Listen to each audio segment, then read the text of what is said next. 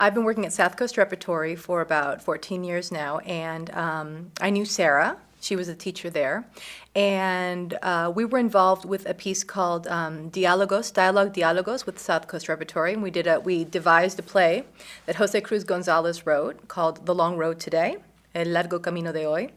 And so we were in the city of Santa Ana for 2 years straight with South Coast Repertory, and spent a lot of time with the people there, spent a lot of time working in the community, and I became very passionate about staying in the community, feeling like we were giving them resources, we were giving them, there was acting resources, there were playwriting resources. We were really bringing a kind of an art into the community that maybe hadn't been there before. And then when the South Coast Repertory project was over, I really felt passionate about staying. So I hooked up with Sarah and just decided to join Breath of Fire, and I started teaching playwriting classes for the community there, and that's how it started. Well, Breath of Fire does a powerful job of bringing the community into the theater and then including them, which I think is something that maybe a lot of the bigger theaters don't know how to do. I feel like Sarah is brilliant at getting people to come, which is the first step of any kind of theater, because theater is it's a difficult thing to make people want to do for some reason. You talk to anybody, they're all actors, all their kids have been in plays, everybody is in the theater, but nobody's really in the theater. I mean, when you talk about it among professionals, there may be, it's more than this, but it feels like there's only 2,000 people in the entire business. It's very small. But what Sarah has managed to do is she's gotten the community to come in and work with her, work with us, write their plays, tell their stories, really learn from the ground up what it is to do a dramatic theatrical piece. The important thing about getting the Latina voice, and specifically bilingual plays, is that Spanish has become a radicalized language. It is a radicalized language. People feel offended when they hear it. They think somehow that because we include words that they don't understand, that we are either talking about them or challenging them, as opposed to embracing the language. You don't find that same kind of angry reaction when you put words in French in or words in Russian.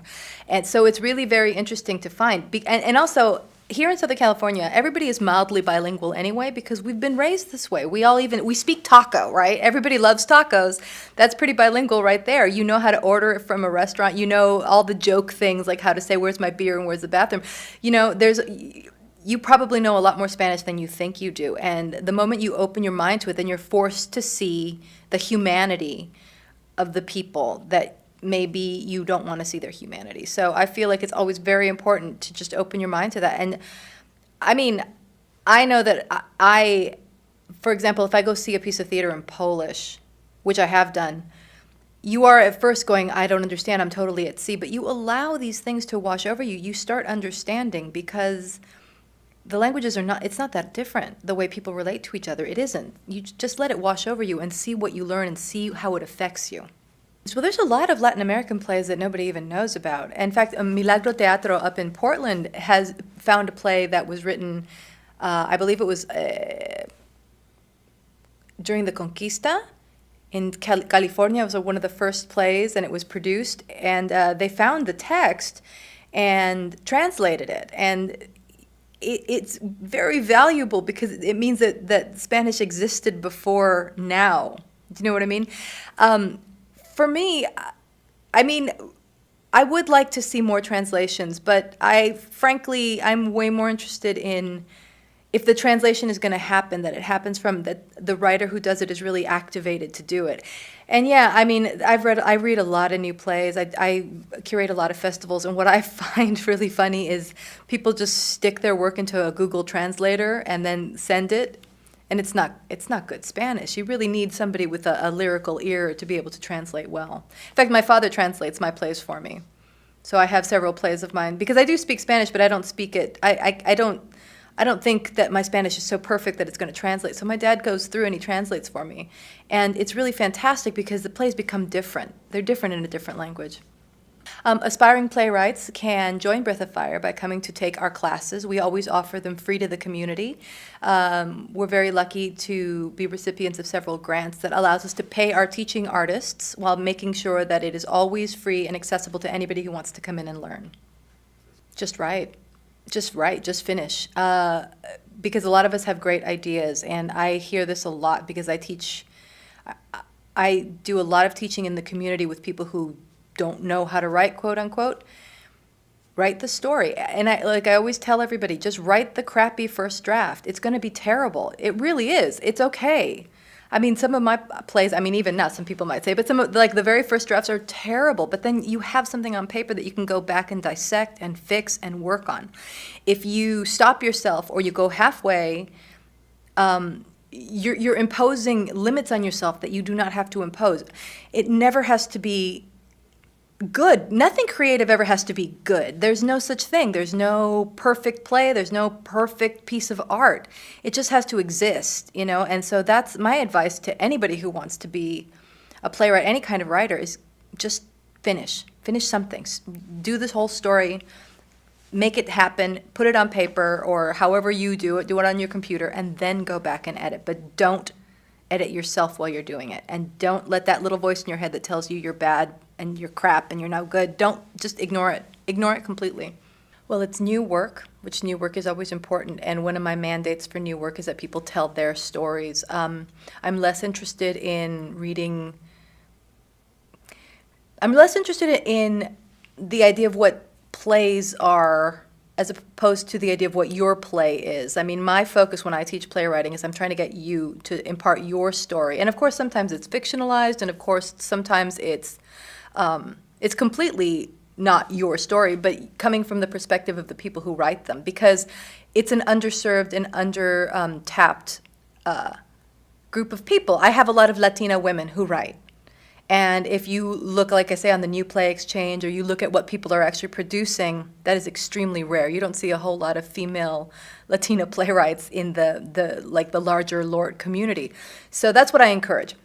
So you're going to get stories that you haven't heard before from perspectives you haven't heard before, which I find really important. And as far as Santa Ana is concerned, and the larger Southern California area, these are people who live here, who are impacted by what happens here, the politics, the culture wars. And so it's coming from a very unique, very Southern California perspective. I want them to hear new voices. I want them to open their ears to things they haven't heard before. I think it's powerful. I was recently in Marfa, Texas with my own work, and I have a piece about DACA. And it was not popular. It was not a popular piece. But what I liked was that no matter how mad people got, they were talking about it. So I feel like, come listen. You may get mad. Some things may offend you. Some things may anger you. Some things may surprise you. But come and listen to different voices and see what they have to say. We picked playwrights that mostly have come and worked with us. That was the main focus of the lab. They had to have taken a workshop with Breath of Fire, at least in the past couple of years, and that includes my playwriting workshop, and then Christina Leach, who is also a South Coast repertory playwright. She also taught workshops. Monica Palacios.